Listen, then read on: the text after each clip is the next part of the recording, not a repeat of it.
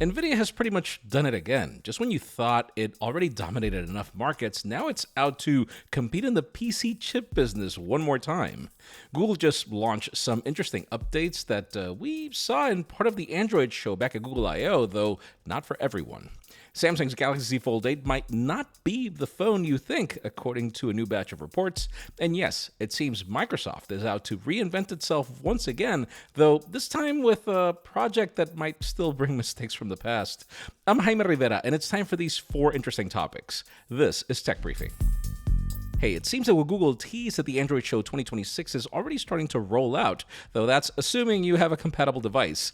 The biggest fan favorite of them all is QuickShare to AirDrop, reaching more devices. I know, the list we saw wasn't major, and if anything, confusing as we're already scratching our heads over what hardware could leave some powerful flagships off the list, though it could be that the list will expand to them over time. Fake call detection is another welcome feature, which Google has led for years, but which is now expanding at a time when AI-powered deepfake attacks has only become more sophisticated.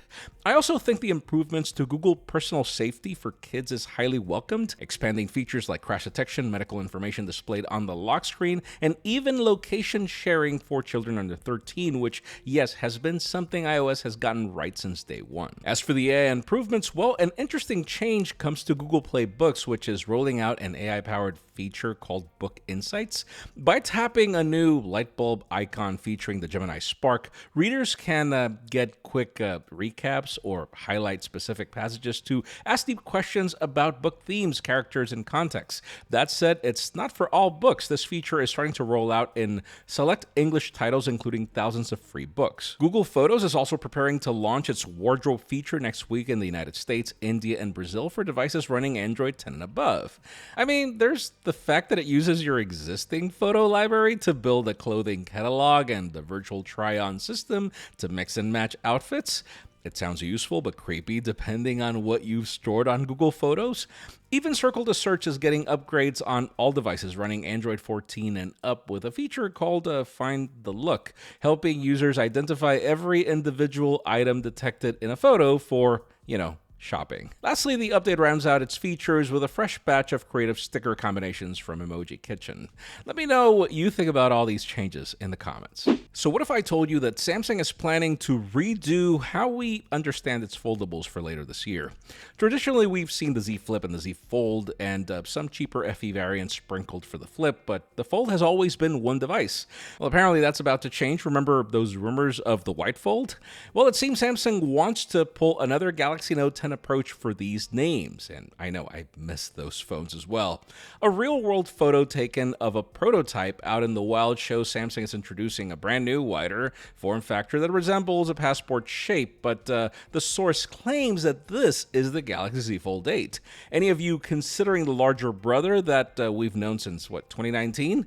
Yeah, that will be the Galaxy Z Fold 8 Ultra, and I'm hoping this doesn't just apply to the size. And also, what a confusing time this will be if Apple names its foldable the iPhone Ultra, while the regular Z Fold is meant to compete with it.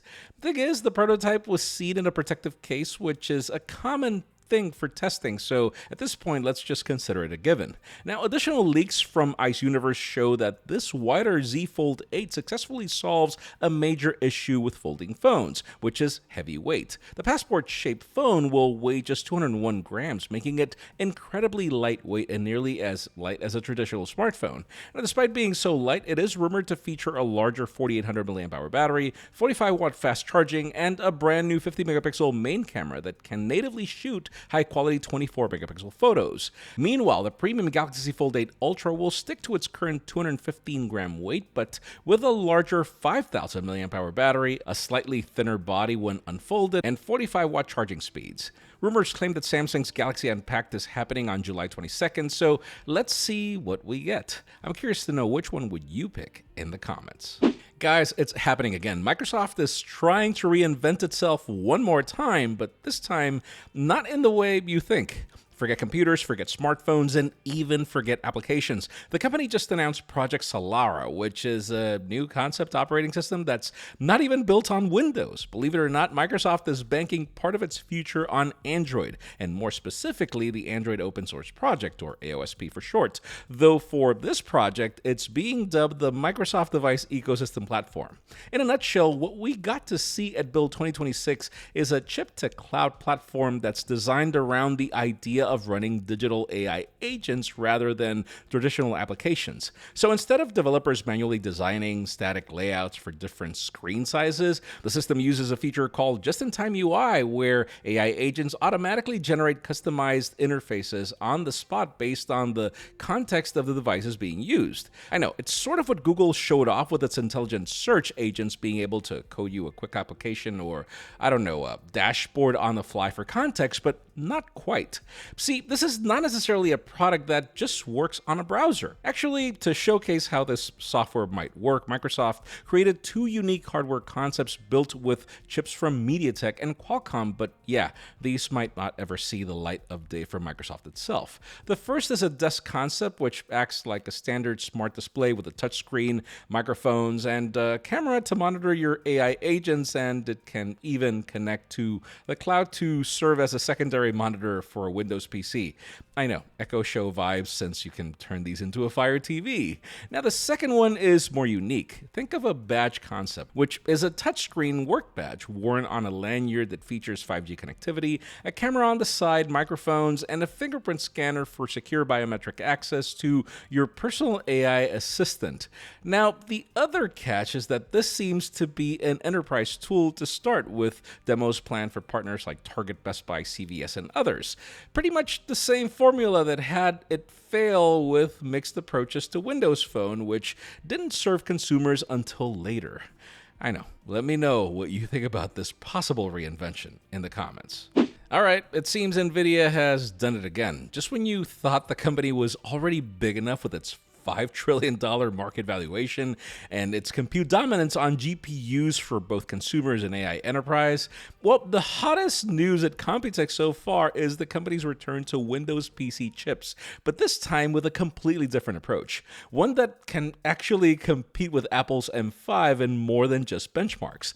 NVIDIA's new high-end ARM-based processor called the RTX Spark arrives this fall and is focused on thin laptops and compact desktops.